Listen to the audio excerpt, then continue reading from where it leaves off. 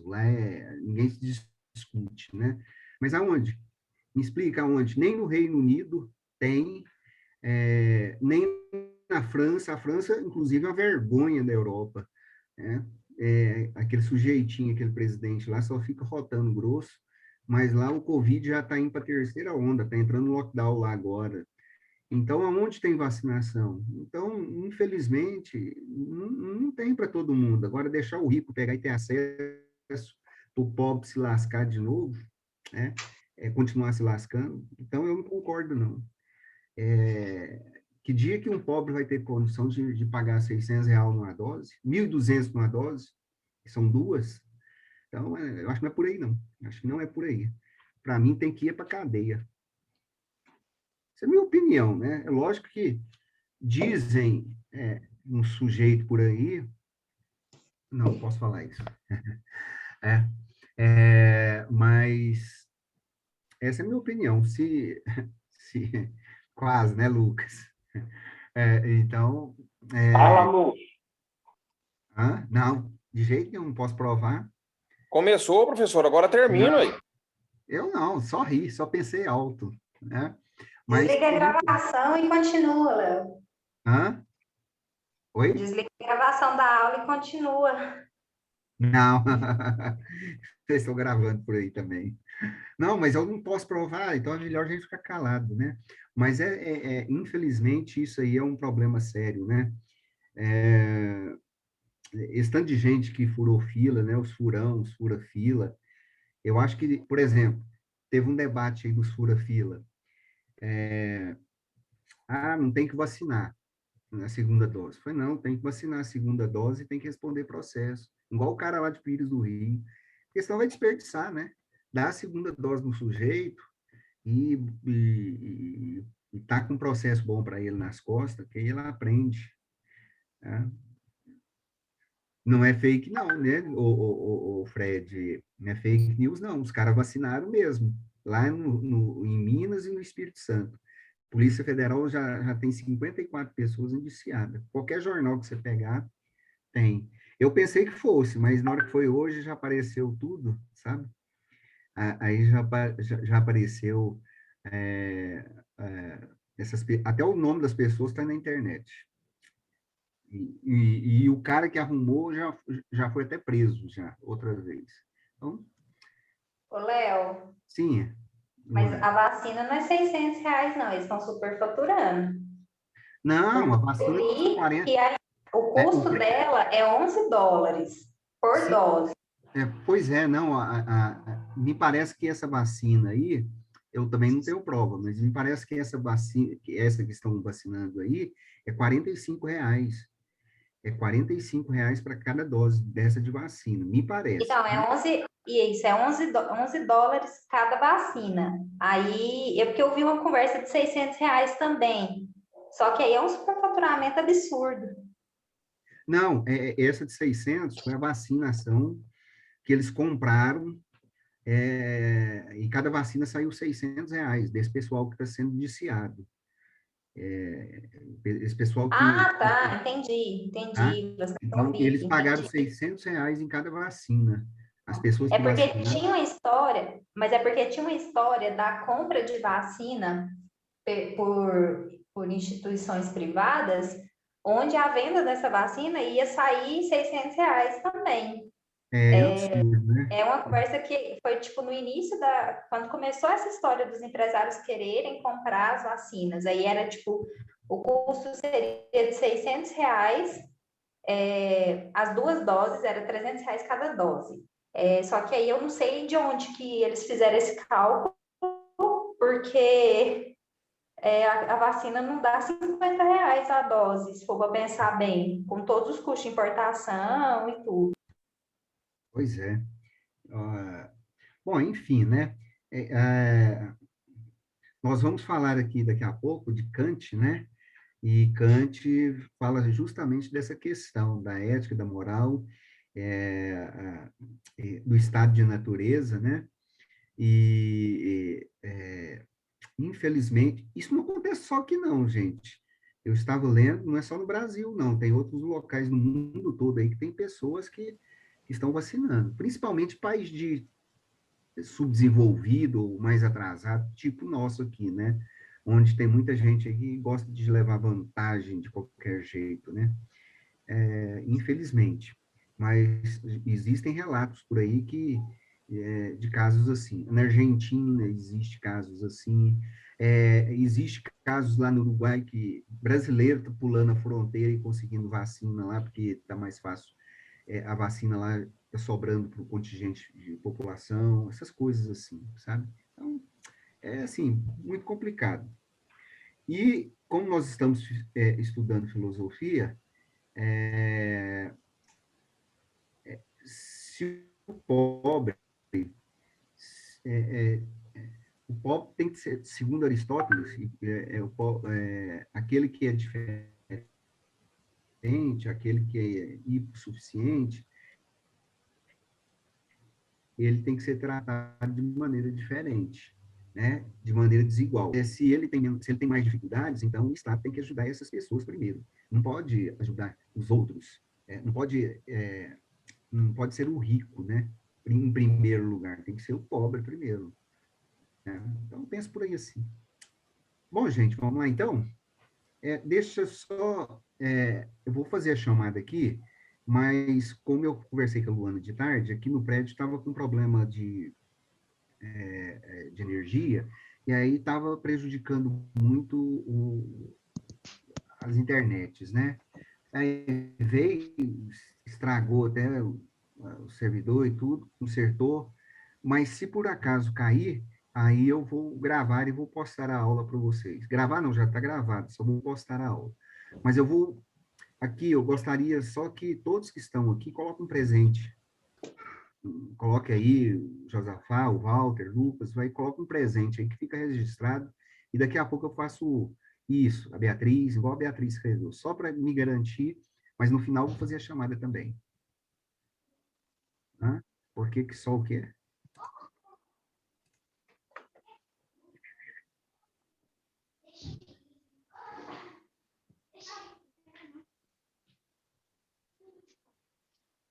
Não sei, né, Denis? Às vezes sim, tá? Mas por isso que eu estou pedindo para vocês fazerem isso, ok? Deixa eu começar. Primeiramente, né, eu quero, parabenizar vocês, que vocês conseguiram fazer uma boa prova e a maioria de vocês tiraram nota boa, né? A gente não vai discutir o processo aqui, não é pertinente agora, mas, de uma maneira geral, as notas foram muito boas. Então, nós tivemos 60% das pessoas conseguiram fechar a prova, mas 25% erraram uma ou duas questões na prova, no máximo, e os outros erraram em 3, 4 questões no máximo. Então, nós tivemos um índice aí de 85%,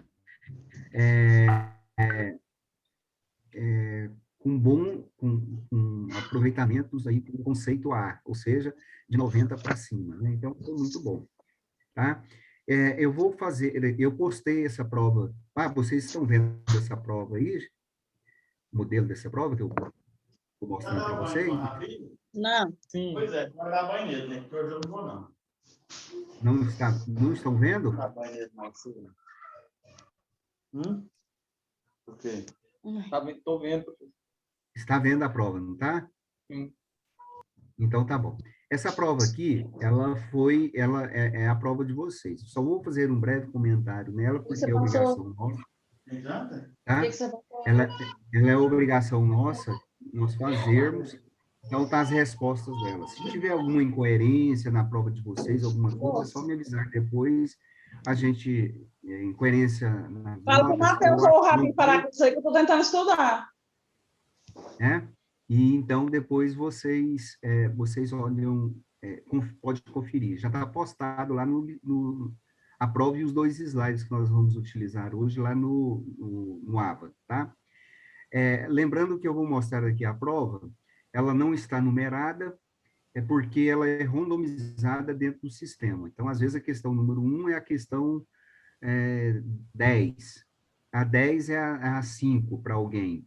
E as questões, a letra A, B, o C ou D, elas também são randomizadas, né, misturadas. Então, eu estou aqui, de acordo com a gente elabora a prova e joga lá no sistema, mas depois vocês podem conferir normalmente, tá bom? E qualquer problema pode me falar comigo durante, até no máximo, quarta-feira, que as notas, apesar de estar no liceu, elas vão fechar até quarta-feira, ok? Bom, então, a questão 1, estudamos o conceito de filosofia e suas características, tá? E suas características. Assim, a partir das afirmativas abaixo, marque a opção correta, tá ok? Então, a opção correta é a opção correta é a letra, aqui no caso, letra C. A opção errada é essa que eu marquei aqui de amarelo, tá? Que diz o seguinte: a filosofia indica um conjunto de teorias que afirmam de maneira empírica como se desenvolveu o pensamento científico, né? A filosofia ela não trabalha o pensamento científico, ela trabalha o pensamento filosófico. O próprio nome da palavra filosofia é ciência do conhecimento, que trata sobre as coisas do pensamento, tá? Então, não é o pensamento científico. A afirmativa correta é a 1 e a 3 que está certa. Filosofia significa amizade pela natureza, pela sabedoria, amor e respeito. O filósofo é aquele que ama a sabedoria, tem amizade pelo saber e que deseja o saber, tá? A terceira e a quarta, a terceira diz o seguinte: a filosofia nasce do espanto ou admiração, que significa uma maneira de olhar a realidade com admiração. Eu disse isso para vocês quando nós falamos sobre o pensamento ali de Aristóteles e Platão. Platão, um fala sobre a admiração, e o outro fala que o surgimento da filosofia se deu pelo espanto. Tá? E a questão 4, a filosofia é um saber que se baseia em dogmas, em verdades reveladas e impostas a todos indistintamente. Não é, né, gente? Tanto é que nós estamos aqui estudando diversos pensamentos, diversas formas de pensar sobre diversos assuntos. E vejam que a gente não crava aqui uma questão, é isso, pronto e acabou. Nada disso, né? Então, filosofia é um conjunto de pressuposições que são adotadas pelos pensadores, que são adotados pelos filósofos. Então, essa questão aqui também está marcada, é errada. Então, separando aqui, a questão correta é as afirmativas 1 e 3. No caso da filosofia jurídica, que é a questão 2, aqui, percebemos que em todas as épocas se meditou sobre o problema dos fundamentos dos princípios, né, do direito e da justiça. Assim, podemos dizer que a filosofia, ela busca o quê? De forma particular, analisar, tá, os fundamentos do direito. Aqui mesmo já está falando, fundamentos do direito, tá? A própria pergunta já está indicando. Isso aqui é uma característica, inclusive, de perguntas de concursos, né, dentro da área do direito. Vejam as outras reflexões aqui. A filosofia do direito é uma reflexão atenta às modificações do mundo jurídico e dos seus institutos? Não, a filosofia não está preocupada quando, quando há mudanças no mundo jurídico. Sabe por quê? Porque há uma outra ciência que está ocupada com isso, que é a sociologia. Então, a sociologia jurídica, ela trabalha nessas mudanças, as mudanças sociais que provocam, logicamente, mudanças no mundo jurídico. A letra C, a filosofia é um saber acrítico a respeito das construções jurídicas e práticas. Então, o erro daqui está aqui, ó, acrítico, tá? Acrítico significa não crítica. Ou seja, a filosofia é um saber, se fosse escrito saber crítico, aí estaria correto. Mas um saber não crítico não tem nada a ver com filosofia. Filosofia jurídica não oferece o objetivo nosso, vocês, a pensarem um pouquinho sobre os temas do direito, né? Outra, enfatiza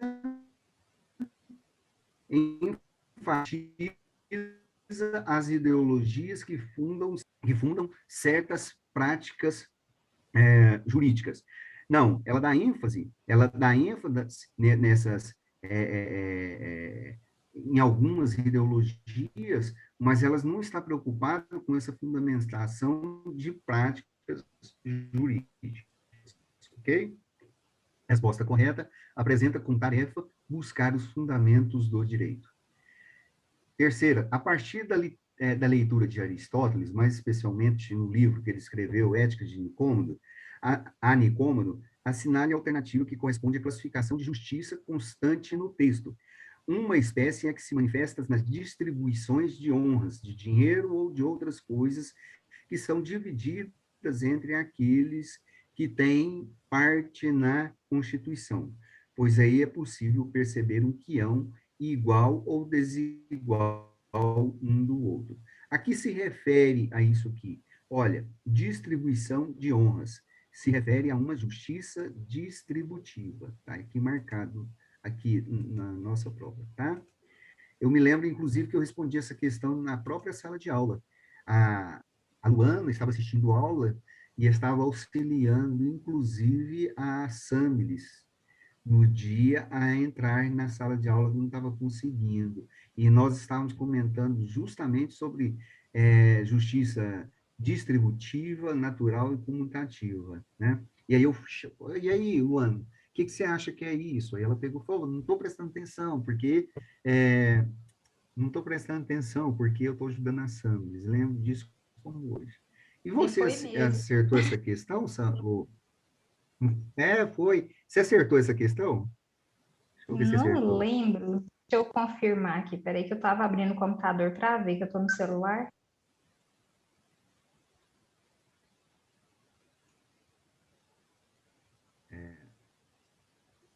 Epa. Mas você eu errou errei uma pouca questão, coisa né? da Não sua. sei se você...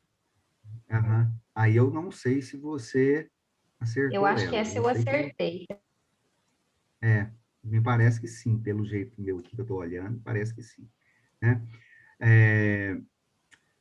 Eu vi a aula depois, Léo, Então, ótimo, parabéns.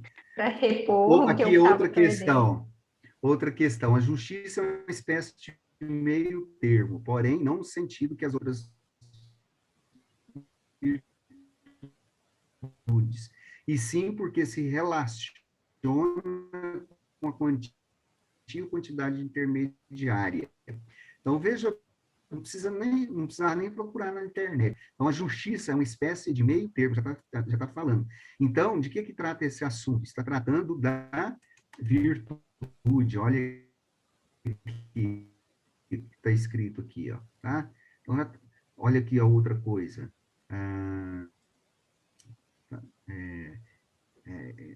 A questão da injustiça se relaciona com os extremos. Então, é só leitura.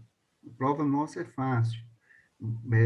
Tem que prestar atenção um pouquinho. Então, a resposta correta é virtude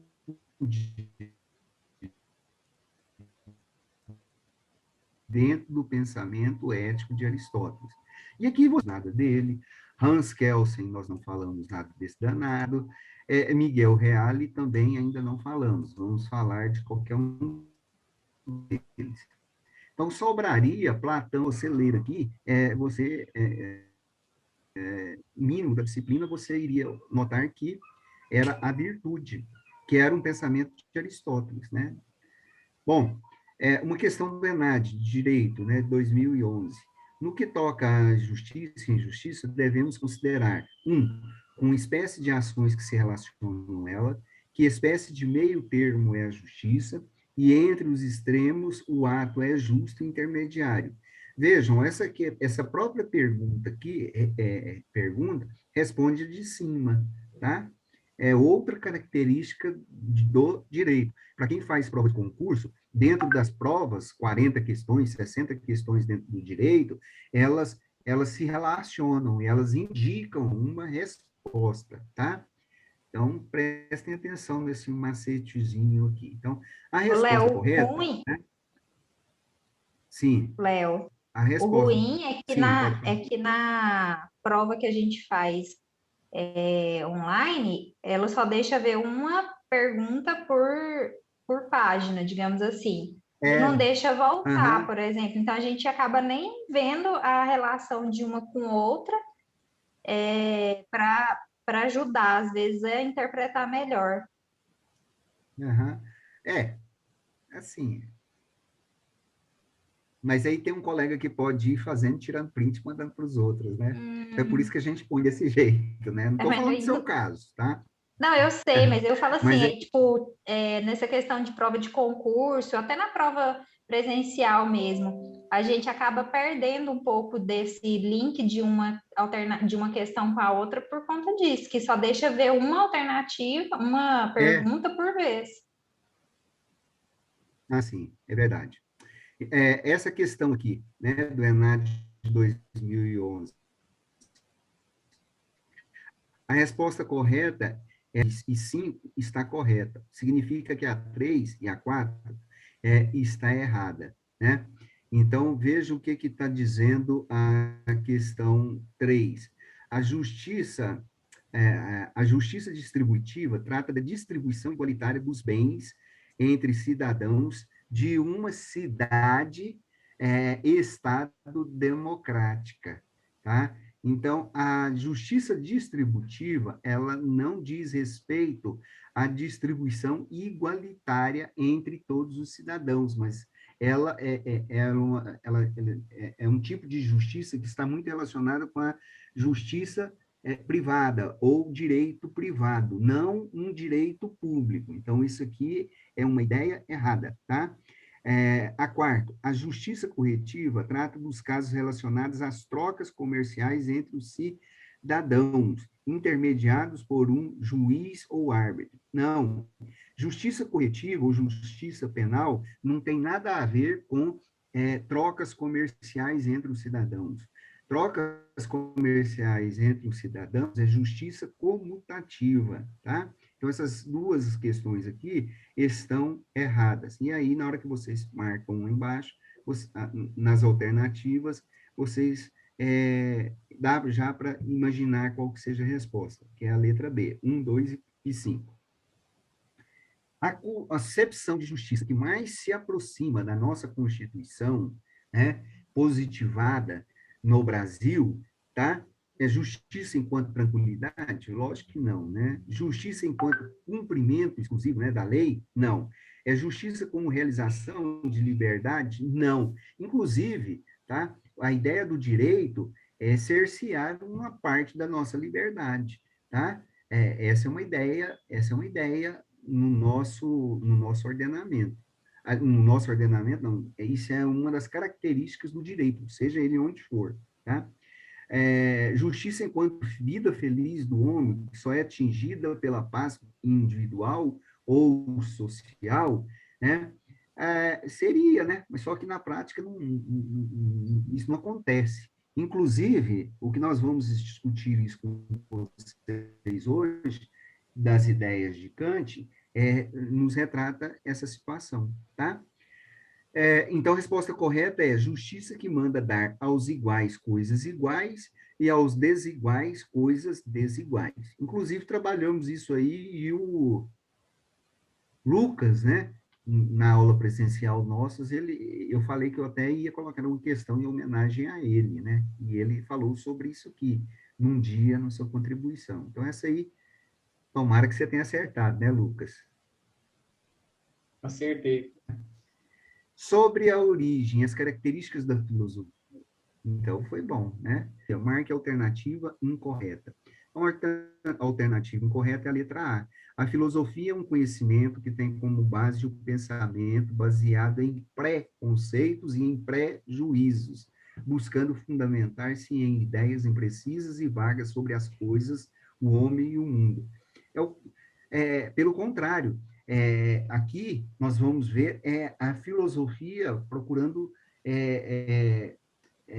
valorizar, emitir juízos de valor sobre assuntos que estão sendo tratados, tá? Mesmo quando eu tenho um pensamento diferente do outro, aqui a filosofia, ela nos ensina a respeitar e entender e buscar o conhecimento, o conceito do outro sobre as coisas. Então, essa alternativa aqui é a alternativa errada, incorreta. Todas as outras são certas, tá? Bom, na medida em que o cristianismo se consolidava, né, no século II, vários pensadores convertidos em nova fé se aproveitaram dos elementos da filosofia grego-romana, que conheciam muito bem, e começaram a elaborar textos sobre a fé e a revelação cristã, tentando uma síntese da filosofia grega com o cristianismo. Esses pensadores ficaram conhecidos como padres da igreja. O que significa patrística, né? Patrística significa padres da igreja. Patrística vem de pais da igreja. Padres significa pais. Aqueles que iniciaram, aqueles que têm mais influência. Então, aqui mesmo na questão, já fala para nós o que se trata, ok? Lembrando que aqui não se fala de neoplatonismo, porque neoplatonismo é um período que veio, um período posterior, né? E aqui está falando, inclusive, do nascimento do próprio cristianismo. É um período posterior ao nascimento da igreja, não tem nada a ver. O texto aqui fala-se o tempo todo de cristianismo, tá? Não é uma antiguidade tardia, como muitos queiram, tá? Na outra questão, considere o texto de São Tomás de Aquino, e fique claro que Tomás de Aquino não aristoteliza o cristianismo, mas cristianiza, tá? Aristóteles. Sabendo disso, né, qual é a questão que nunca pensou que é? Então, o que ele está perguntando? É correto afirmar que nesse texto que a resposta correta é a atitude de Tomás de Aquino diante da filosofia de Aristóteles é de conciliação da filosofia com as certezas da fé cristã. Isso falamos com vocês com respeito a Agostinho e com respeito a São Tomás de Aquino. Este período aí, né, período da patrística e o período da patrística, o período da escolástica, foram períodos em que os filósofos cristãos procuraram essa reconciliação entre filosofia e os dogmas da igreja, tá? Considere a seguinte afirmação de Aristóteles: temos, pois, bem definido o justo e o injusto. Após distingui-los, é evidente que uma ação justa é intermediária entre o agir, pois deles e o ser é vítima da injustiça, pois um deles é ter demais e o outro ter demasiadamente pouco. Então, de que se refere esse texto? É correto concluir que, de que está falando aqui? Nós estamos falando de uma espécie de meio termo, que foi trabalhado por Aristóteles. Se você eliminar aqui, tá? A relação de igualdade aritmética não foi trabalhada por Aristóteles, mas pelos pré-socráticos, Pitágoras, mais especificamente. Isso aqui está falando de produto da legalidade, pois o homem é bom, o homem é uma pessoa justa. Não está falando nada de legalidade, né? Quem falava isso era Sócrates, e aqui nós temos a afirmação de Aristóteles, tá? A ação natural é imutável. Aristóteles falava de direito natural, ação natural, mas acontece que esse texto não fala nada disso, de nenhuma ação natural, tá? Do mesmo jeito, essa outra pergunta aqui, que é de Agostinho de Hipona, que é um textozinho, tá? No livro ali, livro atribuído a ele, que fala: Deus cria todas as coisas a partir de modelos imutáveis e eternos. Essas ideias ou razões, como também são chamadas, não existem no mundo à parte, independente de Deus, mas existe na própria mente do Criador. Considerando as informações acima, é correto afirmar que se pode perceber que a influência da filosofia platônica sobre Agostinho, mas ela é modificada a fim de concordar com a doutrina cristã. Então, quando nós começamos a estudar a filosofia da Idade Média, o que nós falamos como característica central é que todos os filósofos gregos procuraram adequar ou relacionar o cristianismo com seus dogmas e doutrinas, né, com as filosofias grego-romana, principalmente a filosofia de Aristóteles e Platão. Essa era uma característica central, tá? Neste período aí, falamos isso com vocês e trabalhamos isso, né? Bom, a filosofia é uma forma de conhecimento que difere da forma típica de conhecer o senso comum. Ambas as formas de conhecimento fazem indagações, mas com natureza distinta. A pergunta que não se caracteriza, tá? Uma indagação filosófica é qual?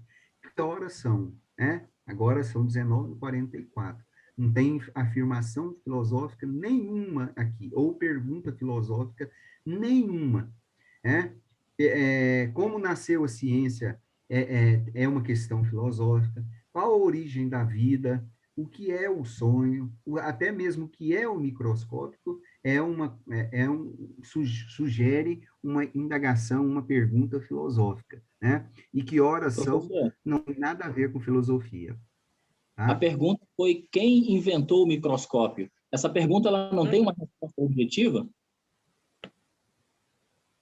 A pergunta, quem inventou o microscópio, ela tem uma indagação filosófica? Sim, ela tem. Por que que ela tem uma indagação filosófica? Porque quem inventou o microscópio estava preocupado em descobrir a origem da vida. O objetivo principal dela é procurar descobrir nas partículas invisíveis da vida que os próprios gregos buscavam na origem da física, da natureza, a origem da vida. Aqui, quando se faz essa pergunta, quem inventou o microscópio? Quando você vai analisar o porquê da invenção do microscópio, nós vamos ver essa indagação filosófica, que está procurando aí a origem de alguma coisa. Esse é o objetivo principal. Quando o inventor procurou descobrir, inventou o microscópio, o objetivo principal era esse. Por isso que se diz que é uma indagação filosófica, tá bom? Tá bom. Outra questão, ao estudarmos a importância da filosofia para o direito, entendemos por filosofia jurídica ou filosofia do direito, tá? O quê? Bom, a resposta correta aqui é a resposta 3, a única alternativa que é esta aqui, está marcada aqui, deixa eu marcar de outra cor, né? A verde. A filosofia do direito é uma reflexão aprofundada e crítica sobre os fundamentos do direito, em todas as suas dimensões, propiciando possibilidades de renovação e desenvolvimento do pensamento jurídico. Essa é a resposta correta. Veja que na 1 está falando da mesma coisa lá da outra de cima. É uma reflexão aprofundada e crítica sobre os códigos. Não, ela é crítica. Se fosse essa palavra aqui, estaria certa também. A filosofia é uma reflexão sobre os efeitos do direito em todas as suas dimensões, propiciando a possibilidade, a salvaguarda do pensamento jurídico? Não. Por que que não? Porque o direito não está preocupado com os efeitos práticos do direito, tá? É a sociologia que estuda as consequências, é a ciência que estuda os efeitos de algum fato jurídico, ok? Então, isso é a obrigação da sociologia. Quarto, a reflexão aprofundada e a crítica. Veja, a mesma questão, a 1 e a 3, a 1 e a 4 vocês já poderiam eliminar. Em todas as suas dimensões, propiciando, tá, a possibilidade de não transformação do direito. E aqui tem um outro ponto também, que é muito interessante. Haja visto que tem uma série de filósofos que acreditam, inclusive este professor que está falando com vocês, que o direito tem uma importância muito grande e podem transformar uma realidade jurídica. Inclusive, até no voto da suspeição parcial de Moro, dada por Gilmar Mendes, acho que na terça-feira, né? Ele pegou e falou, olha, nós estamos diante de um momento histórico diferente, ímpar, que vai modificar a ideia, a realidade do direito, né? Ou seja, ele estava falando da possibilidade do direito transformar uma determinada realidade jurídica. Naquele caso ali, se é bom ou não, é outra coisa, né? A gente não discute aqui agora. Mas que ele imagina essa possibilidade, sim, né? Então, essa foi a prova, né, gente? Esta aí foi a prova de vocês. Essa foi a prova de vocês. Se tiver algum problema de lançamento de nota ou alguma coisa assim, é só falar para mim e aí a gente conserta lá, tá ok? Eu imagino que... Você já nós lançou não as vamos ter. notas? As notas já estão todas lançadas. Vocês dão uma olhadinha lá depois, no Liceu, e conferem as notas. Eu lancei lá durante essa semana, já desde quarta-feira. Ok? Tá? E aí vocês podem conferir lá. Se eu lancei todas, tudo. Ok? Tá? As notas foram boas, estão de parabéns. Aqui, vocês estão vendo aqui a planilha do Excel? Não. Não, né? Tá bom, nem vou mostrar também. Que tá as notas de vocês também. Mas entra lá e olha. Não vou mostrar aqui agora não, porque acho que é coisa mais particular de cada um. Mas aí pode entrar e olhar. Se tiver algum problema, é só me passar um zap, alguma coisa assim. Mas eu acho que não teve problema não, né? Gente, agora nós vamos continuar estudando. Nós estamos estudando a filosofia por períodos. E nós estamos destacando com vocês os filósofos mais importantes, né? Mais importantes de cada período, que são destaques. E depois que nós esgotarmos esses períodos históricos, nós vamos trabalhar temas da filosofia. Então, agora nós estamos estudando o autor, o filósofo, né? Com suas obras. Mas depois nós vamos trabalhar, por exemplo, algum tema como liberdade. E aí, liberdade foi falada e foi trabalhada por Aristóteles, foi falada por Kant, foi falada por outros filósofos, e aí a gente vai trazer também a filosofia sobre temas. Mas, por enquanto, nós estamos estudando ela dentro dos seus períodos históricos. Hoje, nós vamos abordar a filosofia de Kant, né? A filosofia kantiana. Deixa eu mostrar aqui o slide para vocês. Os slides, conseguiram olhar lá na sala de aula nossa? O slide já está posto, colocado lá para vocês. Deixa eu mostrar aqui. Cadê? Vocês estão vendo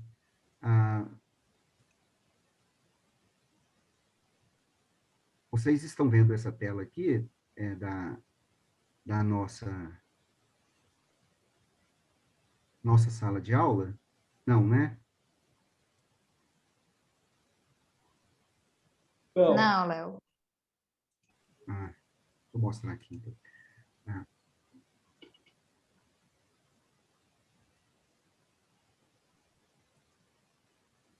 Esse livro aqui, estão vendo, né? Agora, é o livro que está postado para vocês. Não. Tá Não só está? te vendo. Ué? Peraí que eu vou achar ele aqui. Esse trem aqui tem hora que... Pausa a apresentação que estava fazendo e inicia outra. É isso que eu estou tentando. Aqui, eu lembrei. Compartilhar. Agora vai. Agora vai, né?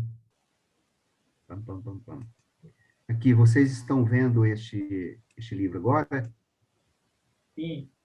Sim, né?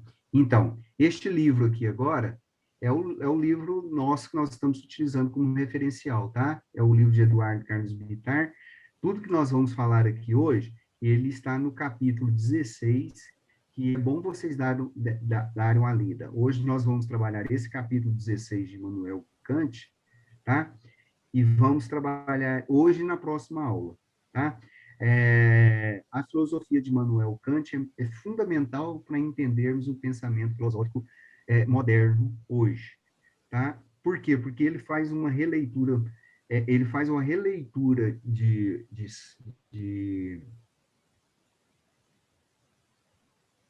de Aristóteles e de Platão e cria a sua própria filosofia, tá? Então veja aqui, o capítulo é esse, Immanuel Kant, é a teoria da crítica social e da deontologia. Nós vamos discutir esses dois conceitos com vocês. E então aqui tem o pensamento dele, da página 354 até 374. Hoje nós vamos trabalhar esse pensamento aqui, ó, a paz perpétua e o cosmopolismo, que aqui o próprio nome já fala, né? A ideia de paz que devem nortear as relações internacionais. É uma grande contribuição aqui de Kant para a criação do direito internacional. Né? E depois nós vamos falar da ética kantiana e do direito e moral, se der tempo hoje aqui ainda. Então, seria muito interessante, muito, muito mesmo, que vocês, durante a semana, lessem sobre esse material. Hoje eu vou falar sobre a paz perpétua, talvez eu não termine, então, semana que vem a gente fecha esses dois assuntos, mas seria muito bom vocês estarem lendo aqui, né?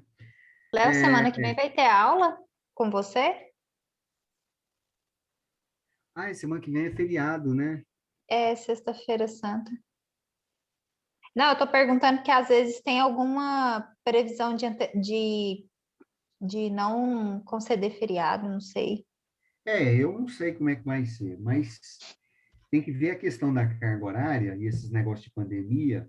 Eu não sei como é que a Geisa se organizou esse negócio aí, né? Eu estou olhando aqui no calendário, dia 2, né? Mas, todo jeito, se nós não terminarmos aqui, nós não terminarmos esse assunto hoje, aí a gente termina semana que vem, tá bom? Eu vou postar para vocês gravado lá, tá bom? Dá uma leitura, então, neste livro, ok? Deixa eu compartilhar o slide, então, com vocês, e semana que vem, muito provavelmente, eu acho que a Geisa vai pedir para eu gravar uma aula e deixar lá síncrona lá, para vocês assistirem, para a gente fechar a carga horária nossa, né? Ainda mais em época de pandemia, eu não sei como é que isso vai ser, tá? Já que pode haver suspensão de aula, mas foi boa a sua lembrança aí, foi muito boa a sua lembrança. Eu vou ver se eu falo com ela também para saber como é que vai ser. Mas, de todo jeito, eu vou postar a aula para vocês. Tá bom, obrigada. Deixa eu mostrar aqui, então, esse slide aqui. Vamos ver se vocês estão vendo esse slide aí agora. Sim, sim ou não? Sim, Então, pensamento kantiano. isso. Então, deixa eu voltar aqui.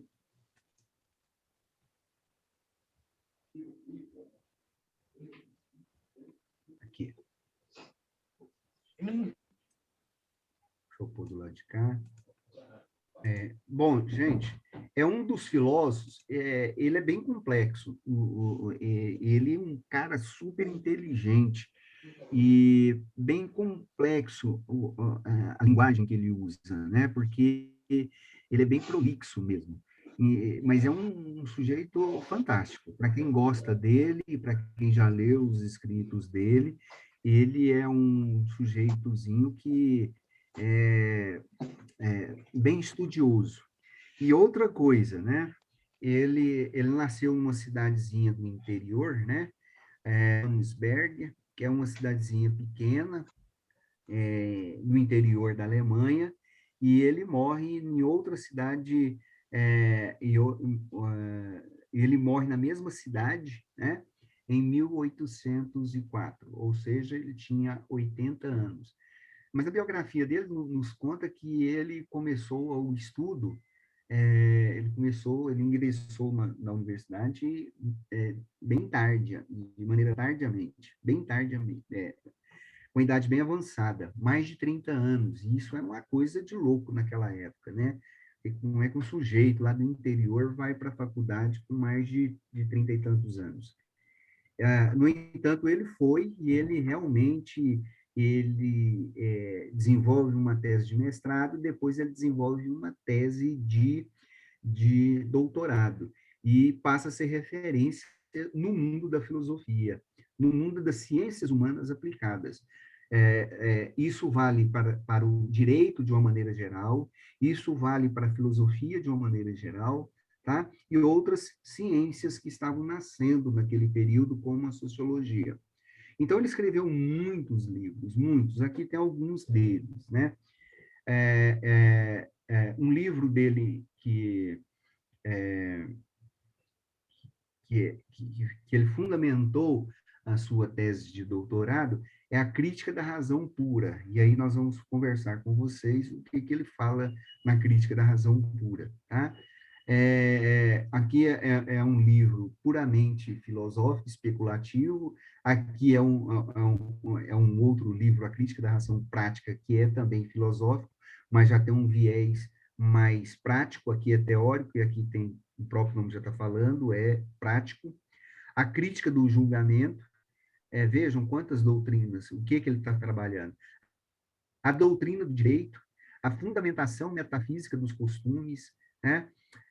Crítica da faculdade do juízo, dissertação sobre a forma e os princípios do mundo sensível e inteligível, e isso aqui ele busca em Platão, tá?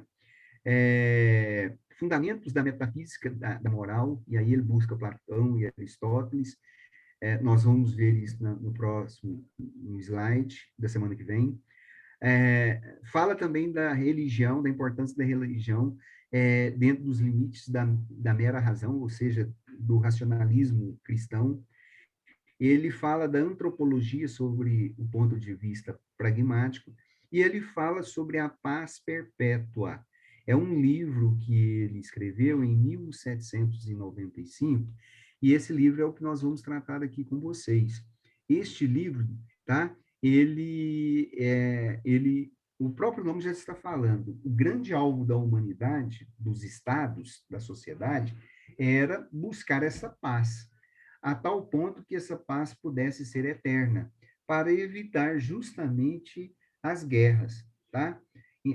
Então, ele escreve esse livro, e aqui ele vai estar fundamentando parte do seu pensamento filosófico, ok? Espera aí que eu vou interromper o compartilhamento.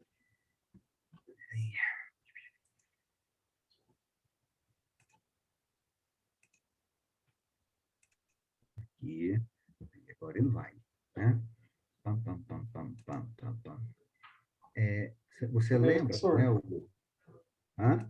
foi Kant que se preocupou em diferenciar direito, normas jurídicas de normas morais, não foi? Ele que se dedicou a isso. Foi, normas jurídicas e normas morais. No slide que vem, da semana que vem, nós vamos trabalhar isso. Vou mostrar como é que ele faz isso, né? Imperativo hipotético e imperativo categórico. Ele trabalha nessa dimensão aí, ok? Mas o estranho aqui não quer mudar, peraí. Vocês estão continuando vendo na tela, né? Esse aí, pensamento kantiano, né? Vou deixar aqui que isso aqui embia de vez em Sim. quando. Você viu, Luana, por que eu te falo que eu gosto mais do outro? Ele é mais prático, não fica com essa travando demais, né? Bom, Kant, ele ingressou-se na faculdade, tá? E ele fez filosofia e ele também estudou, ele estudou um direito. O direito para ele era, como é que eu digo? Não era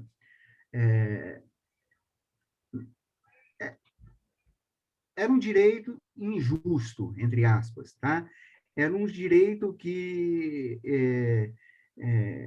não alcançava a finalidade básica do direito na concepção dele, que era organizar a vida em sociedade, a ponto de levar a sociedade a viver em paz.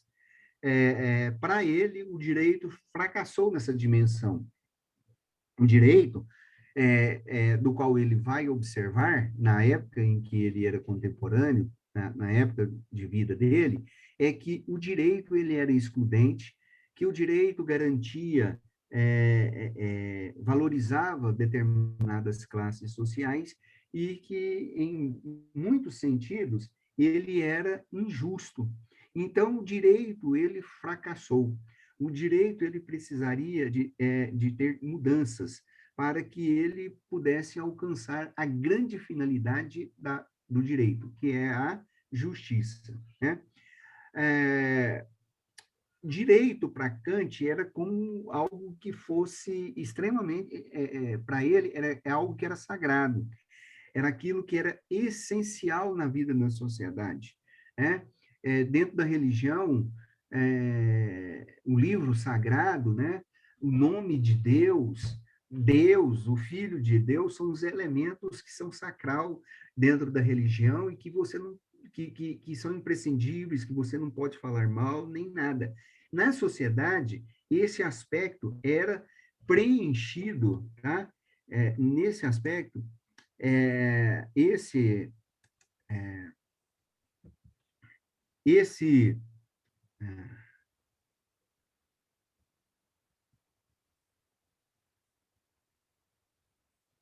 esse direito, tá bom? Ele era esse direito, cadê? Aqui. Esse direito era então sagrado. Veja o que ele diz no livro dele. Num dos livros. O direito deve ser considerado sagrado para os homens, pois maiores que sejam os sacrifícios que custem, por maiores que sejam os sacrifícios que custem o poder dominante, tá? Então, o direito, ele é visto por Kant como algo superior àquele que governa. Apesar do direito ser uma imposição no Estado, o direito, ele é maior do que essa arte de governar, segundo Kant. Era algo que era sagrado, era algo que o direito teria capacidade de organizar a vida em sociedade. E organizando a vida em sociedade, a sociedade vive de maneira mais harmônica. Vivendo de maneira mais harmônica, viver de maneira mais harmônica significa dizer que nós vivemos em paz, que nós vivemos com mais tranquilidade. Então, para Kant, o direito garante um estado de paz. E esse estado de paz é que deve, ou que deveria, regulamentar, tá, as relações entre os estados, as relações entre as pessoas e as relações estatais, tá? Então, ele vai propor isso daí. Ele vai propor uma espécie de paz perpétua, ok? Vejam, Kant, ele é um daqueles filósofos que tem como linha de raciocínio as teorias contratualistas. Lembrando a vocês que praticamente, eu acho que todos que estão aqui estudaram conosco em ciência política, a ideia de construção de um Estado que originou-se a partir de um contrato social, né? Então, do mesmo jeito, o direito, para Kant, ele é fruto deste contrato social. E aí ele trabalha na mesma dimensão, do contrato social daqueles filósofos políticos, né? Primeiro, ele vai dizer aqui para nós que o homem vivia numa época hipotética em relativa paz, em relativa tranquilidade, e viviam de maneira harmoniosa. As pessoas não guerreavam uns contra os outros, e aqui ele diferencia da ideia de Thomas Hobbes. ele vai dizer que no estado de natureza que o homem vivia, o homem era particularmente um ser bom e que vivia de forma tranquila. Mas, né, na medida em que o homem vai se desenvolvendo socialmente, na medida em que ele vai aplicando a razão humana, usando a razão humana, permitindo que a racionalidade humana seja o parâmetro ideal para tomadas de decisões, isso provoca uma evolução na convivência das pessoas no Estado, e isso, inevitavelmente, levaria as pessoas a viverem um estado de paz, tá? Esse estado de paz, ele poderia ser de duas maneiras. Um estado de paz garantido pelas leis civis, né, pelo Estado civil, ou seja, pelas leis, ou poderia ser uma espécie de Estado positivado, que daria origem de uma sociedade criada a partir daquilo que foi imaginada pelo próprio Estado. Quanto a isso, não tinha importância.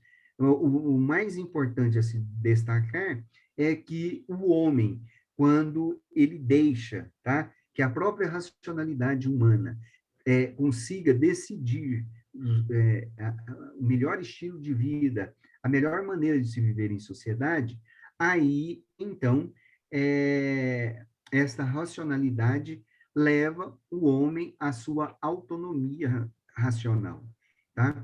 Então, ele diz que o contrato que deve ser celebrado na sociedade tem que ser um contrato baseado na racionalidade. Bom, pois isso levaria no estado de paz. O estado de paz é um estado, tá, que é oriundo de um contrato original. Este contrato, ele é oriundo especificamente da ideia de uma vontade geral da sociedade, de uma vontade pública das pessoas. Vejam que aqui ele está se assemelhando ao pensamento de Rousseau, quando Rousseau fala que o Estado é fruto originário da vontade geral da população. É a mesma coisa que ele está falando. Quando nós temos um Estado democrático de direito, que é garantido, né, que é garantido pela vontade das pessoas, se é democrático, né, tem que ser garantido pela vontade, pela liberdade das pessoas, tá? Então, ela gera um estado de satisfação, um estado de paz. É isso que ele vai afirmar para nós. Bom, nesse sentido, o Estado ele tem que se reafirmar-se, não somente internamente, mas também externamente, em relação aos outros Estados. Internamente, ele tem que garantir a convivência entre as pessoas. Externamente, ele tem que se relacionar bem com outros Estados.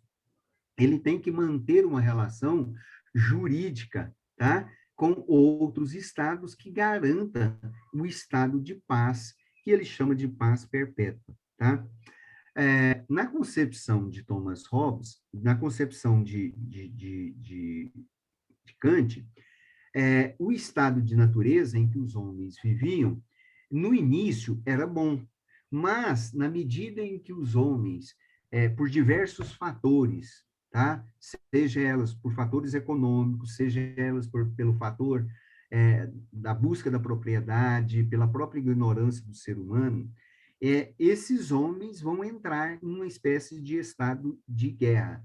E esse estado de guerra é um estado injusto, né? E que, pois, fere a própria natureza das pessoas, tá? Terceiro ponto. Esse estado injusto, tá, gera uma série de irregularidades, entre elas a violência, os conflitos, tá? E o Estado surge, tá, como um contrato social, como um pacto social, ele surge como o objetivo de resolver este problema, com o objetivo de resolver esse estado injusto, esse estado anômico de ordem social, estado de anarquia, tá? Então, esse estado, ele vai ser criado sob uma base federativa, sobre uma base de vontade geral ampla e restrita, né? Do qual ele chama de contrato social originário, que seria uma união de vários povos, de grupos, de agrupamentos humanos, né? Que se reuniram, que buscaram estabelecer a sua própria autonomia, garantindo um território, né?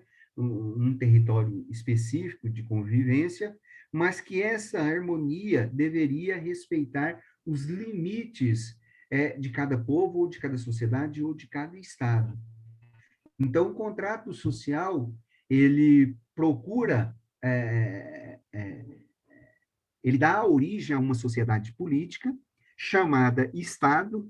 Esse Estado tem o objetivo básico de garantir a paz social, baseado, acima de tudo, na vontade ampla, geral e irrestrita dos cidadãos, né? Do qual ele vai chamar isso de federação. Também estudaram conosco em ciência política que é uma federação. Federação é uma união de estados, né? E aqui, no caso, na concepção de Kant, é a união de estados internacionais com o objetivo de manter a paz social. Então, o quarto pressuposto disso daqui, né, é que a federação, ela não institui um poder soberano por si só. Ela não dá uma origem a um Estado superior, melhor do que os outros, um Estado que esteja acima dos outros para dominar aqueles que são mais fracos, né? Mas o Estado, nesta relação internacional, ele assume a figura, um papel de um papel associativo, uma figura associativa, onde todas as pessoas vão colaborar de maneira igualitária para manter uma paz social. Este tipo de concepção, de fundamento, vai nortear o direito internacional, vai nortear as relações internacionais. Então, o direito internacional é pautado nessa relação aí de associação, de contrato, onde as pessoas trabalham unidas para atingir o objetivo maior, que é o objetivo justamente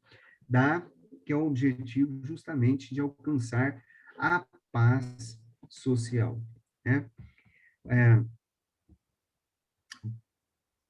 Bom, e aí ele discorre sobre a ideia de uma teoria constitucional. A ideia de Constituição é uma Constituição como fundamentada num conjunto de leis, como um conjunto de leis maiores dentro de um Estado.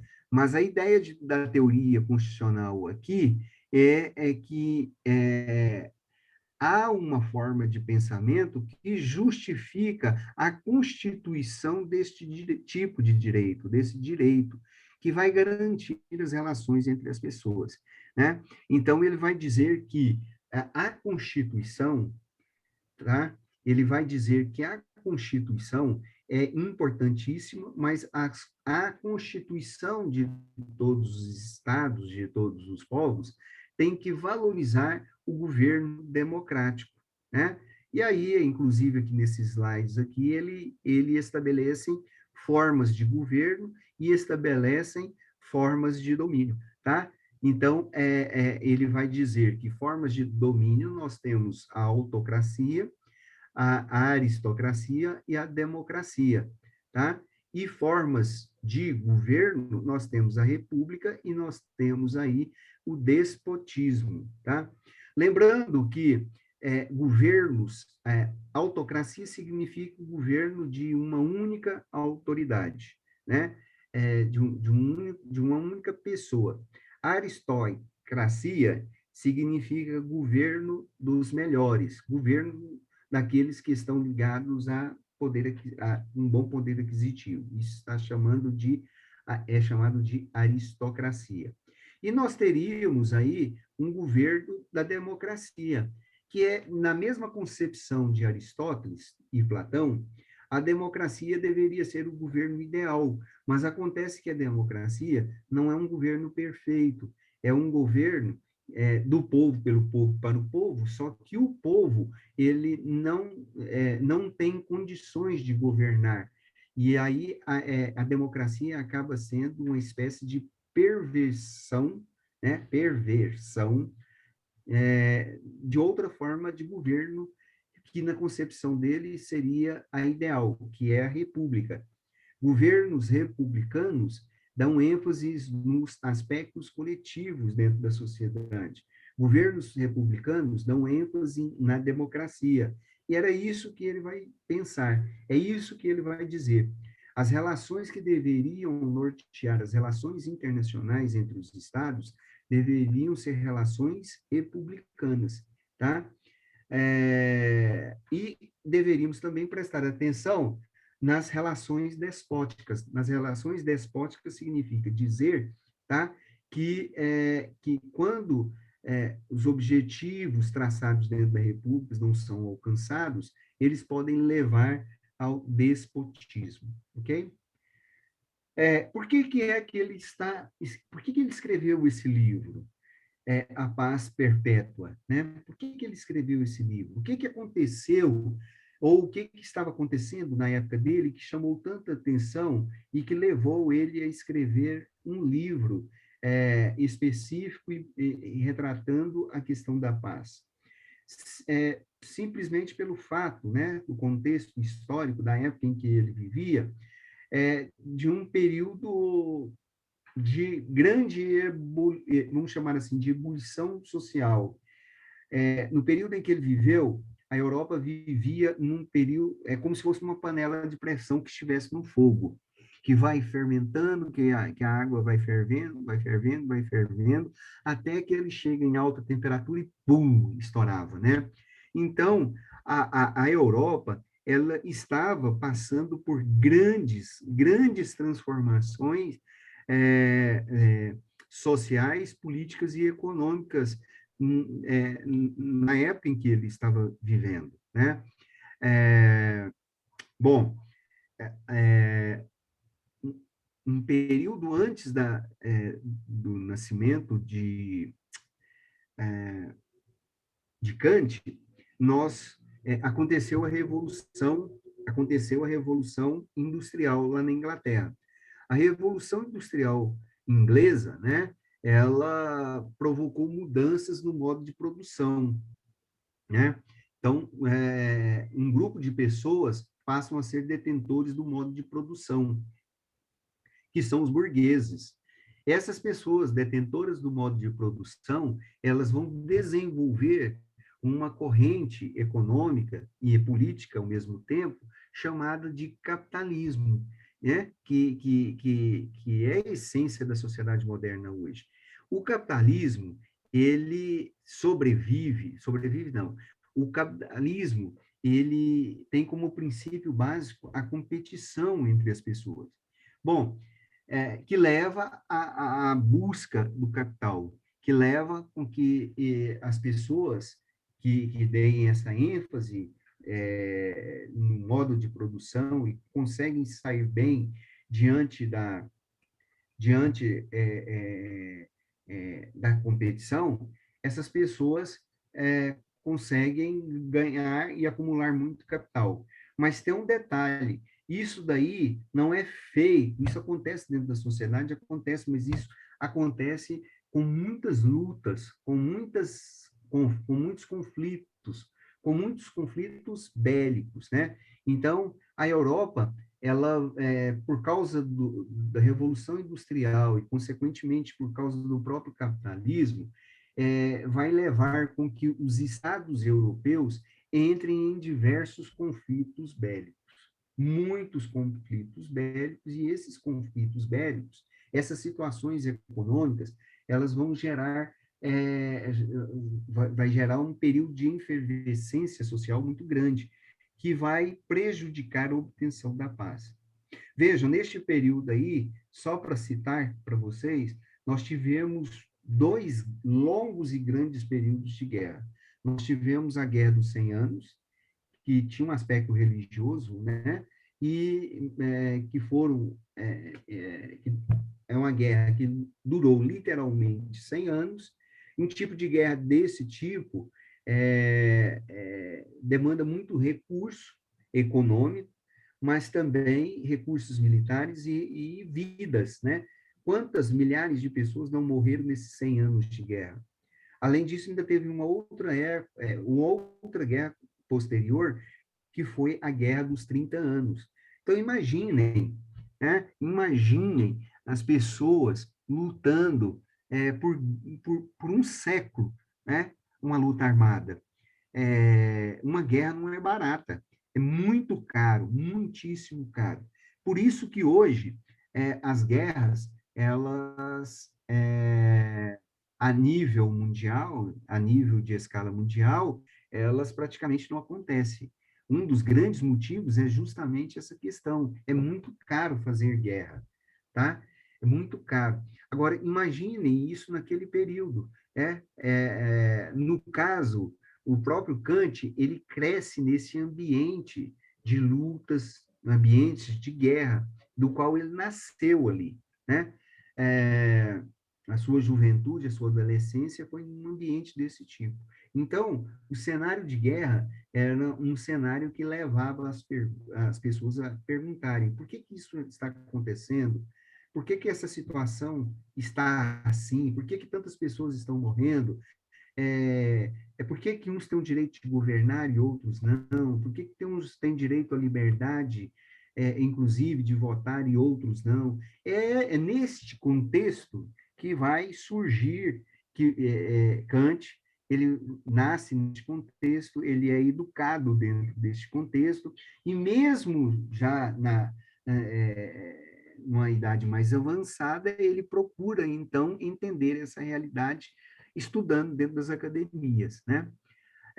Outro fator aí também que veio a influenciar Kant foi justamente a Revolução Francesa, né? A Revolução Francesa, tá? Ela aconteceu alguns anos antes do nascimento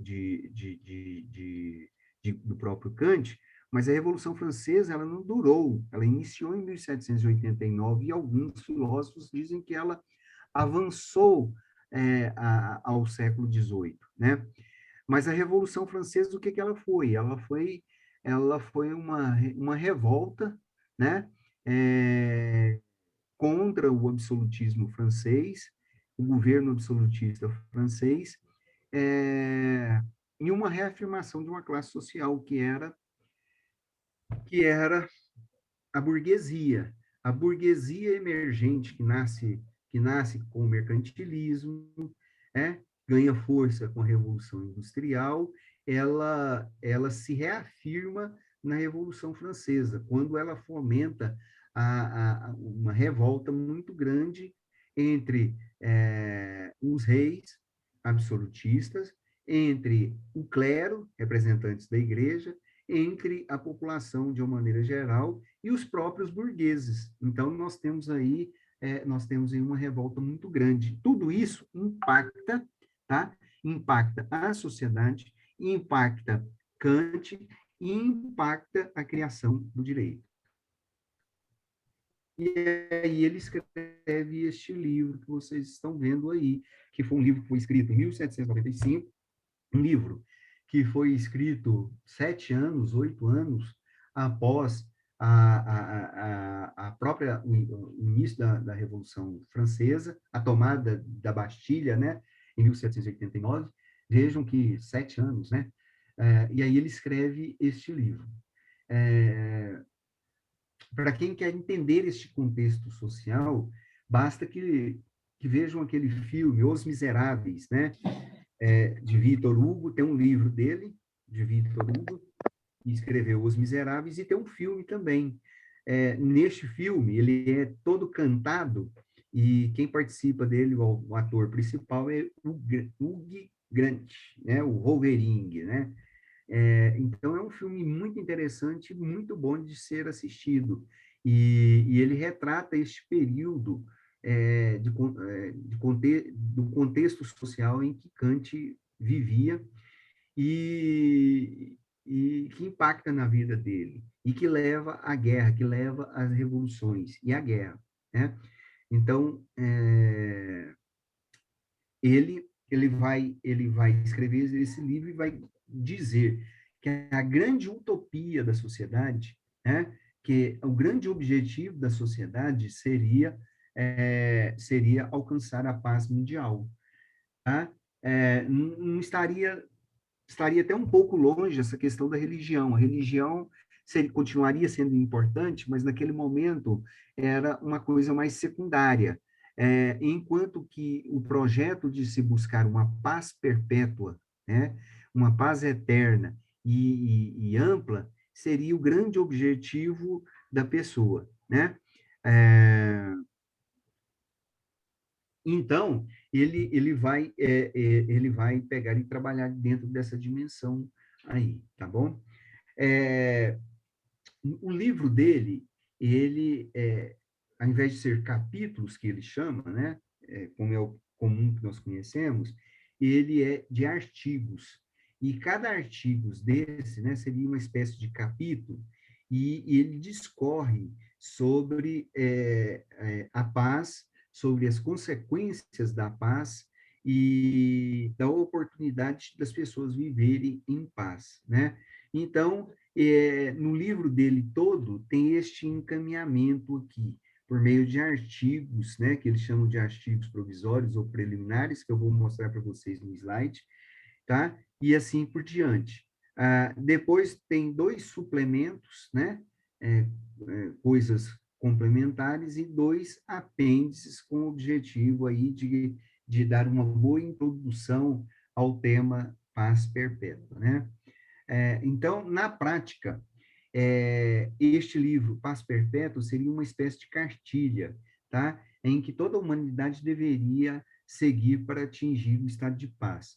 É um livro que foi escrito nos moldes de O Príncipe, né, de Maquiavel, já que nós estamos falando muito hoje de política, que foi escrito como o Príncipe, né? O Príncipe foi escrito, né, como uma forma de recomendação, uma espécie de uma cartilha mesmo, de recomendação ao príncipe, de como governar. A ideia aqui de Kant é a mesma coisa, tá bom? Bom, de uma maneira geral, ele vai propor aí uma formação ou uma formação ou uma criação de organizações internacionais para a manutenção da paz, tá? Então, ele já está pensando numa liga mundial. Inclusive, essa liga mundial, ela surgiu e ela chegou até a acontecer. Só que ela surgiu depois da Primeira Guerra Mundial, e antes mesmo de acontecer a Segunda Guerra Mundial, a Liga das Nações estavam praticamente inoperantes, né? Então, na verdade, ele fala das relações internacionais, e que essas relações internacionais deveriam ser garantidas por uma paz perpétua, tá? Essa era a ideia básica do livro. E isso, como ele desenvolveu a ideia da filosofia kantiana não era só especulativa, mas também prática, ele, então, pensa em sociedades, ou pensa em instituições, ou em organizações internacionais que pudessem garantir a paz. Como eu disse, a primeira que nasceu foi a Liga das Nações, que fracassou, né? Ela foi fundamentada nas ideias de Kant, de algumas das ideias de Kant, que nós vamos mostrar para vocês aqui agora. Mas depois da Segunda Guerra Mundial, aí, baseado nas próprias relações nas relações que tinham como base as concepções filosóficas de Kant, nós vamos ter aí a origem da Organização das Nações Unidas. Então, as organizações das Nações Unidas, ela nasce com o objetivo principal de garantir a paz, tá? Entre, na sociedade, no mundo todo, tá? Então, como nós falamos com vocês, tem 2 artigos preliminares, tá? 2 artigos, vários artigos preliminares ou provisórios, né? 2 suplementos e 2 apêndices, né? Então, não dá, lógico, para a gente falar, nós não estamos estudando aqui a paz perpétua do livro de Kant, mas nós estamos aqui estudando aquilo que é importante para a concepção do Estado e do direito na modernidade, né? Então, não dá para a gente estudar todos os artigos dele, mas alguns nós iremos mostrar aqui para vocês. Então, por exemplo, sobre as leis proibitivas e as condições precedentes para eliminar as causas da guerra, né? Então, ele vai escrever aí artigo 1, artigo 2, artigo 3, 4, 5, 6, tá? Esses artigos aqui vão tratar exclusivamente da questão da guerra. São algumas regras que vão proibir, vão ser proibitivas, que vão proibir atos, né? Determinados atos dentro das guerras e das relações jurídicas, e vai estabelecer aqui algumas condições para tentar eliminar aí as causas da guerra. Então, vejam bem alguns desses artigos, né? Então, o artigo 1º, não deve considerar-se como válido nenhum tratado de paz que se tenha feito com reserva secreta de elementos para uma guerra futura. Ou seja, aquelas artimanhas de tratado estabelecendo uma paz feita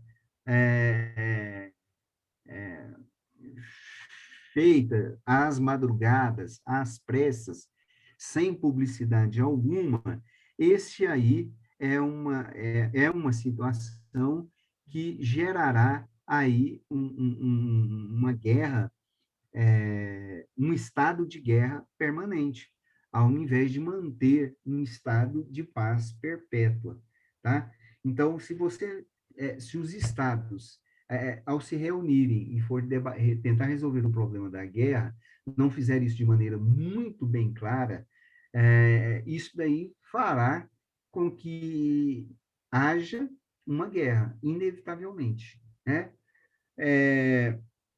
E esta é uma regra tão importante, que ela fundamentou o Tratado de Versalhes, né? O Tratado de Versalhes, onde rezava no Tratado de Versalhes, né, que nenhum tratado ou nenhum acordo que fosse feito de maneira secreta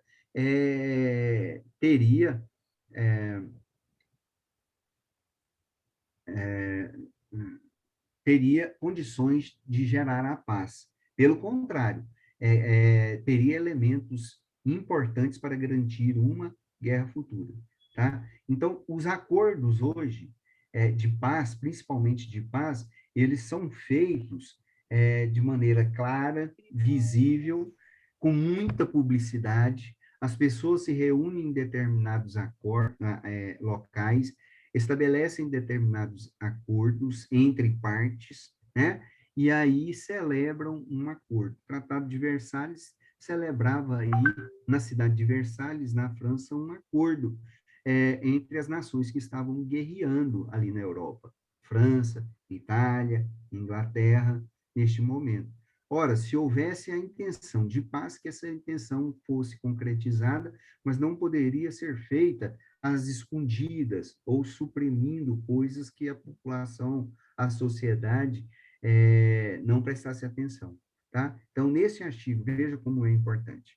Segundo artigo, nenhum Estado independente, e aí vale, se ele é grande ou pequeno, poderá ser adquirido por outro mediante, tá, gente? Mediante herança, troca, doação ou compra, ok?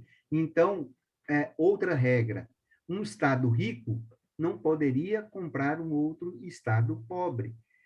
um outro Estado pobre, por ser pobre, pobre de maré, maré, maré, ele não poderia ser dado em herança para outro país, para outro Estado, para que esse outro Estado cuidasse dele. Também não pode ser comprado, e também ele não pode ser doado, tá? Porque existia essa prática na antiguidade. Só para vocês terem uma noção, os Estados Unidos, depois da independência, é, da independência da Inglaterra, os estados, as 13 colônias americanas, elas compraram vários outros territórios, territórios que eram domésticos, ou outros territórios foram anexados, e alguns territórios foram anexados pela guerra, pela violência, tá? Mas depois, a partir dessas ideias, nenhum Estado, então, pode se doar, nenhum Estado pode receber de herança outro Estado. Vocês lembram como era muito comum, já estudaram isso no ensino médio, que um rei de um país casava com um rei de outro país, né? E com o objetivo de estenderem uma aliança política, e aí um Estado ter uma mesma herança, ou serem unidos, ou um Estado adquirir o outro, né? Isso era muito comum na Europa na antiguidade. Hoje isso é impensável. Hoje isso não pode acontecer, tá ok? Artigo 3º. Exércitos permanentes devem, com o tempo, desaparecer totalmente, tá?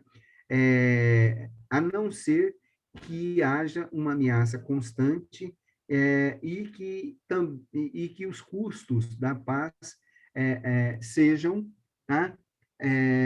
Para isso, altíssimo. Então, na ideia de Kant, tá? Exércitos internacionais deveriam desaparecer. O ideal é que as pessoas fizessem tudo pela diplomacia e não pela força. A ideia básica, então, para que a força fosse suprimida, seria basicamente não ter um exército forte, né? Mesmo diante de ameaças constantes, o exército deveria ser o menor possível, né?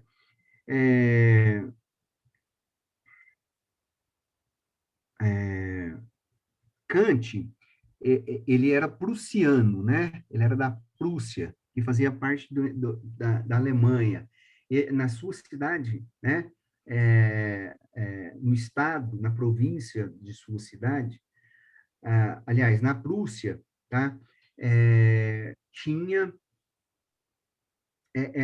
Era um estado que tinha 6 milhões de pessoas naquela época dele, mas tinha um exército permanente de 200 e tantas mil pessoas, tá? Tinham 6 milhões de habitantes, mas tinha um exército de 230 mil pessoas, se eu não me engano. Um exército permanente. Isso era muito oneroso para o Estado prussiano, era muito difícil de manter toda essa estrutura, né? Então, ele sugeriria que esses exércitos permanentes, eles desaparecessem totalmente, que, na prática, o direito pudesse organizar a vida social da sociedade de maneira harmônica, tá? Mas é impossível. Mas é nisso que nós falamos a outro momento com vocês, que o filósofo tem muito de ideologia, pensa muito sobre isso, né? E aí essas ideias utópicas, quer dizer, fora da realidade, né, elas permeiam muitas vezes, nem sempre, né, o pensamento filosófico, ok? Um artigo preliminar, número 4º, o quarto, né, o quarto. Não se devem emitir dívidas públicas em relação a assuntos de política exterior. Então, vejam como é que é essa questão, né? Emitir dinheiro, moeda, é muito fácil para o governo. Isso, na concepção de Kant, poderia até acontecer, mas se fosse para pegar e ser utilizado para manter uma política exterior, não deveria fazer. Por exemplo, criar um grande exército com o objetivo de guerrear contra um outro país. Na concepção de Kant, isso não deveria acontecer, tá? Artigo 5º. Nenhum Estado deve imiscuir-se, né? Desculpar-se pela força na Constituição e no governo de outro Estado. Ou seja, Estado nenhum tem que meter o bico, tem que meter o dedo, tem que meter a colher de pau na querela do Estado vizinho, tá? Cada Estado, ele deve cuidar do seu próprio nariz. Cada Estado deve exercer a sua dinâmica dentro dos seus limites territoriais. Jamais poderia, então, usar a força e o seu próprio governo para influenciar o outro Estado ou outro governo, ok? Sexto, nenhum Estado em guerra com outro deve permitir tais hostilidades que tornem impossível a confiança mútua na paz futura, como, por exemplo, o emprego de assassinos, né, percussores, envenenadores, a ruptura da capitulação, da investigação, a traição e etc, etc, né? Então, a ideia é que se houvesse a guerra, que muitas vezes seria inevitável, né? A guerra deveria ter determinados limites, né? Porque senão, depois que a guerra terminasse, ela causaria muito ódio, muito rancor, que seria impossível o restabelecimento da paz, principalmente por alguns atos cometidos nas guerras, que são cometidos muitas vezes pela força, pelo ódio e etc. Né? Por exemplo, assassinar pessoas civis numa guerra. Isso aí é um ato combatido dentro das relações internacionais. Envenenar as pessoas, matar as pessoas envenenadas, dar veneno para as pessoas, né?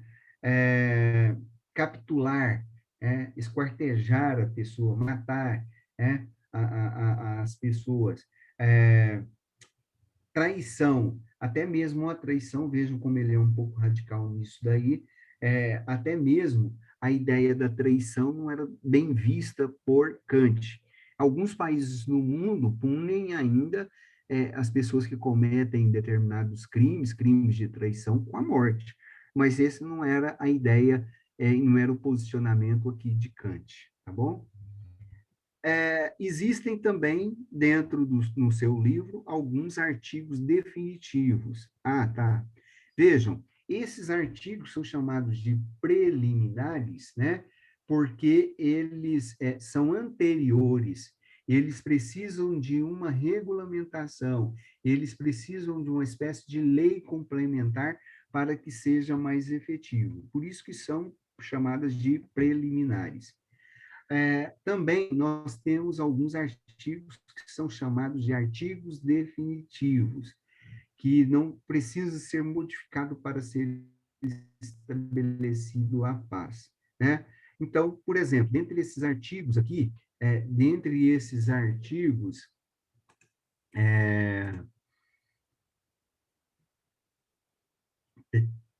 tem, Igor Fontes. Dentre esses artigos, ele vai dizer o seguinte: é fundamental a Constituição Civil em cada Estado.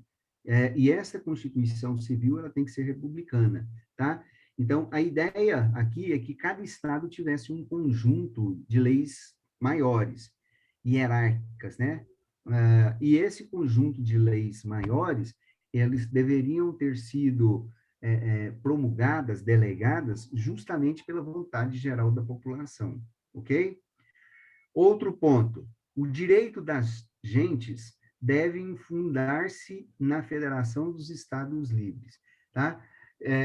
A concepção dele é que todos têm que ter o seu direito de liberdade, e direitos esses que são caracterizados como direito fundamental, inerente ao próprio ser humano. Então, o direito de todos os estados deveria ser baseado nesta ideia de direito, que viesse a garantir a própria liberdade, tá? Terceiro, o direito cosmopolita deve limitar-se às condições de hospitalidade universal. Em síntese, a ideia aqui é que o direito de um país deve ser limitado às regras, aos direitos e deveres da comunidade internacional. Então, um país, mesmo tendo muito dinheiro e mesmo tendo uma força militar muito grande, ele tem que aprender a respeitar na comunidade internacional. Veja, a China tem um dos maiores exércitos do mundo, né? Já pensou se a China resolve invadir todos os países do mundo, né?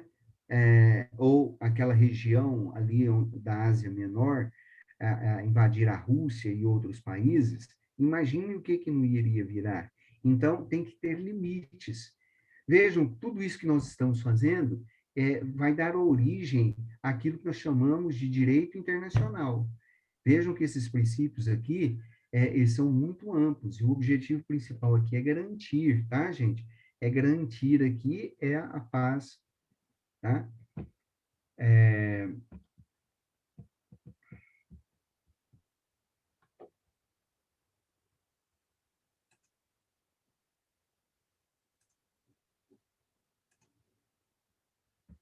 Deixa eu mostrar aqui. Que é a hora que dá uma travadinha, né? Direito cosmopolita, tá? Suplemento. E aí, deixa eu mostrar para vocês, né? Temos algumas leis, tá? Que são,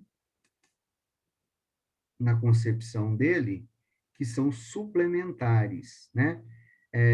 Alguns artigos dentro da paz perpétua que são suplementos, como está escrito aí, né? São suplementos, ok? São suplementares. Já já a gente faz, tá bom, Denis? Eu já mostro onde está o material para vocês. Então, são suplementos. Nós temos 2 suplementos. O suplemento primeiro são artigos ou são leis de garantia da paz perpétua. E o suplemento segundo, né? Suplemento segundo são artigos, né, que eles chamam de artigo secreto para a paz perpétua, tá bom? E nós temos 2 apêndices. Esses apêndices, tá? Diz respeito à discrepância entre a moral e a política e a respeito da paz perpétua. Também diz respeito da harmonia social e política com a moral, tá? Então, é um livro muito interessante, muito gostoso de ser lido, é um livro importantíssimo, tá? Para a gente entender as relações políticas, as relações internacionais, ok? Aqui está as referências bibliográficas, ok? Esse aqui é o livro nosso. Deixa eu compartilhar aqui a tela com vocês.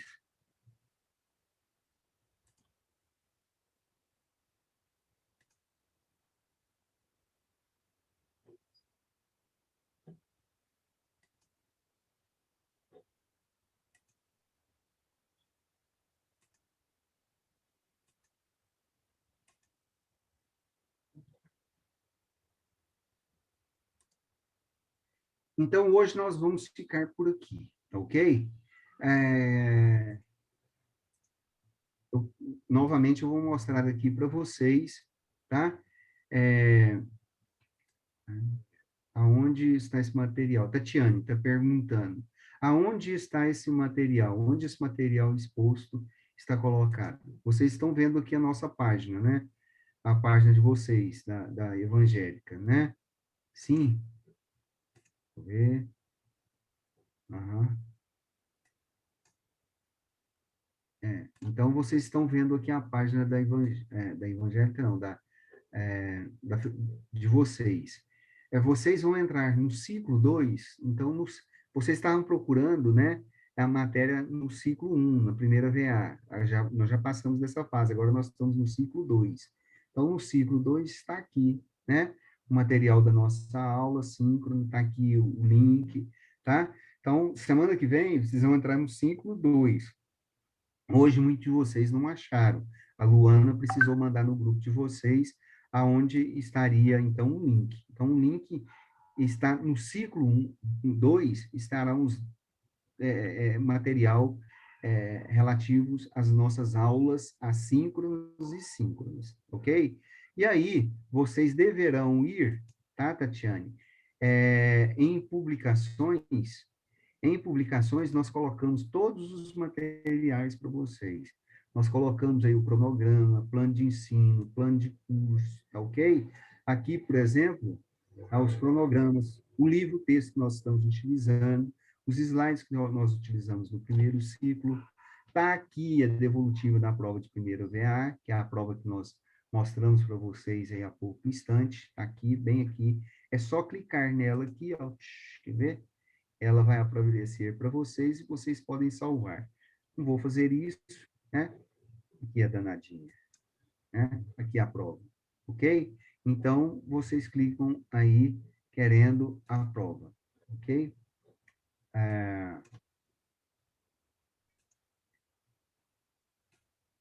Eu não vou salvar. E aqui, Tatiane, tá o slide escrito a paz perpétua, clica aqui nele, que ele vai salvar para vocês, e aí você salva onde você quiser. E tem o outro slide, que é a teoria ética kantiana, que nós vamos trabalhar na aula que vem. O outro slide é esse aqui, deixa eu mostrar ele para vocês. Este aqui, tá? É este slide aqui que nós vamos trabalhar. A ética deodôntica, né? A ética de Kant, ok? Nós vamos discorrer sobre a teoria ética de Kant, a relação entre ética e moral. Nós não vamos fazer isso porque não vai dar tempo, tá? É um slide muito grande, e aí tem alguns exemplos, mas ele já está lá baixado, tá ok? Agora, é fundamental, gente, que vocês possam dar uma lidinha no texto durante a semana, porque senão, às vezes, pode acontecer de vocês não conseguirem acompanhar. Ok? Beleza? Bom, a Luana está aqui, que é a representante de vocês, vou interromper aqui. Não precisa nem interromper, tá? Eu vou fazer a chamada de vocês da nossa aula de hoje, tá? Eu gostaria de dizer o seguinte: a instituição ela está sendo mais rigorosa com essa questão de presenças e faltas. Então, vou fazer chamada aqui agora no liceu.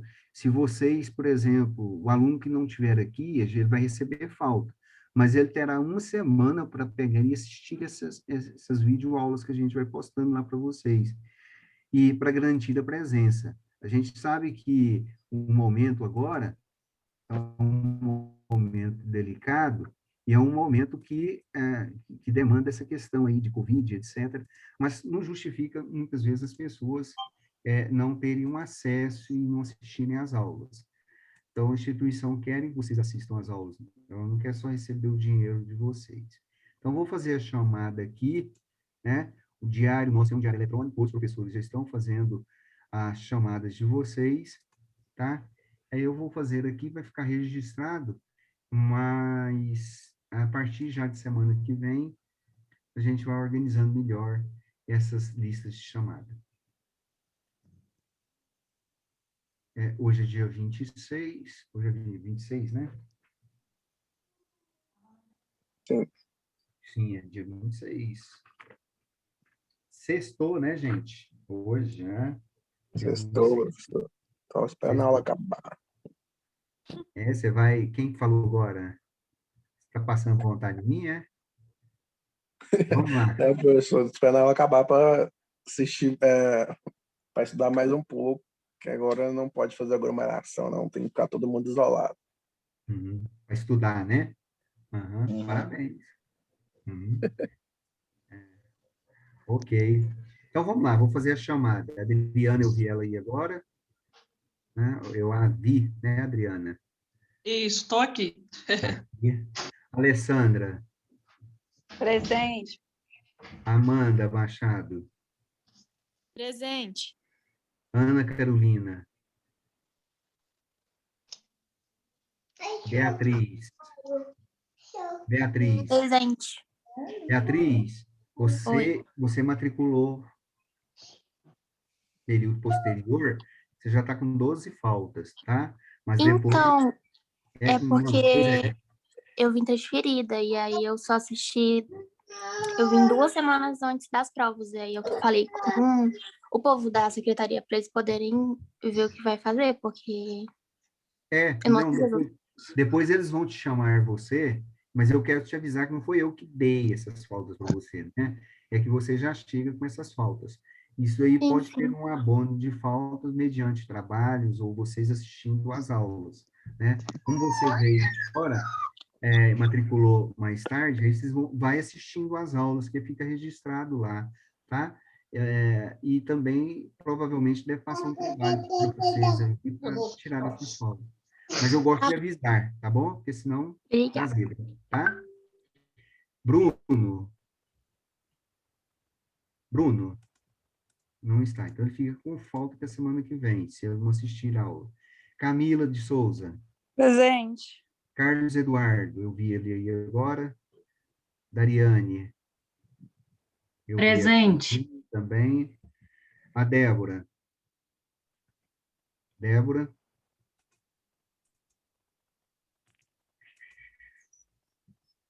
Denise.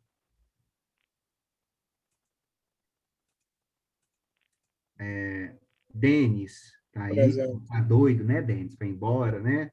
Já fez, só, né? Elias, que talvez não entrava, mas ele entrou. Presente, tô aqui. Eu vi. Tá com a cara de sono, né, Elias? Que eu vi a sua carinha aí de sono, né? Heloíse. Tá? Fredson tá aí. Presente. Giovana, parece que estava aí também. Giovana também está. Presente. Viu, Giovana? É o mesmo caso seu com a Beatriz, tá bom? Depois você procura lá, ver as aulas. Pô, aliás, na verdade, você já viu todas as aulas, né? Que eu sei que tá todas as aulas nossas. Aí depois a secretaria deve te chamar você para solucionar esse problema de faltas. Não, Não se tranquilo. preocupem, tá? A gente vai monitorando aqui. Herbert, Presente, professor. Igor Fontes. O Igor Martins, eu já anotei, Igor Martins. E Vanessa. João Carlos. João Carlos, tem que olhar essas questões dessas faltas também, tá? Josafá tá aí. Zé Walter tá aí. Presente. Eu já vi. Uhum. Júlia de Moraes. A Júlia estava aí, não estava? Não, né? Júlia. Juliana Maria. As duas Julianas estão aí. Então, Juliana Maria.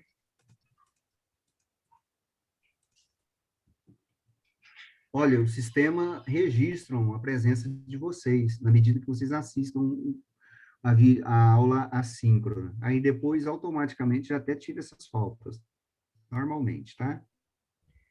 Kessila. Aí, Kessila. Luana tá aí.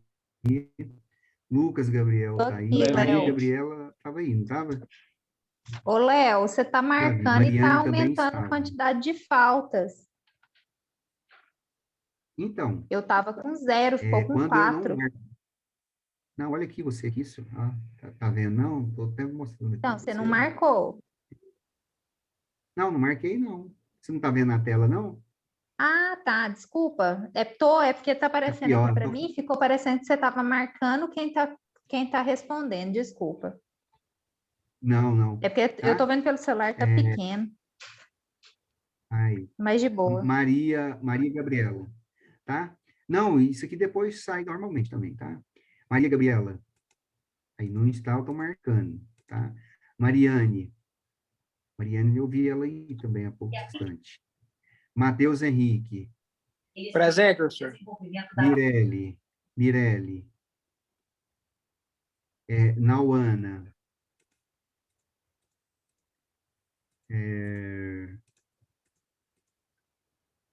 O Nilson. Nilson, cadê você, Nilson? Tá na igreja? Tem que ver se ele tá na igreja, né? Rezando, orando. Se tiver.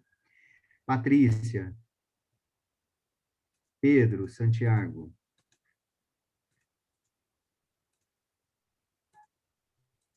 A Rayane eu vi ela, tá?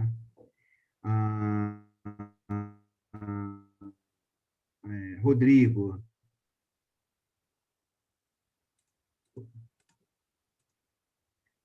A Samilis. Tatiane tá aí. Vanessa. E Ilana, ok? Então tá aqui. E aí tá salvo. E lembrando, viu, Luana? Assistiu às aulas, automaticamente sai o registro, e mesmo que recebeu falta aqui, a falta é abonada, naturalmente. Ok? Salva. Beleza. Então, vamos lá. Referências bibliográficas, novo compartilhamento, retornar, interromper o compartilhamento. Beleza? Ok, gente. Então, nós vamos encerrar nossa reunião por hoje, né? E antes de encerrar, nós vamos fechar aqui. Já estou avisando, né, Luana, para todo mundo, para não fazer igual eu fiz da outra vez. Puf! E desejo para todos vocês um bom final de semana, né? Que Deus nos abençoe a todos e que principalmente nos proteja dessa danada dessa Covid, né? Vamos nos cuidar, ok? Vamos parar por aqui hoje, tá? E semana que entra, Luana, provavelmente a gente vai gravar uma aula, eu acho. Eu vou gravar e vou postar, que é encerrando esse... Beleza, Léo, boa noite. Ok? Então tá. Então, até mais para todos vocês e até semana que vem. Um abraço para todos. Tá? Até, obrigada. Tchau, Boa noite tchau. a todos. Boa noite, professor.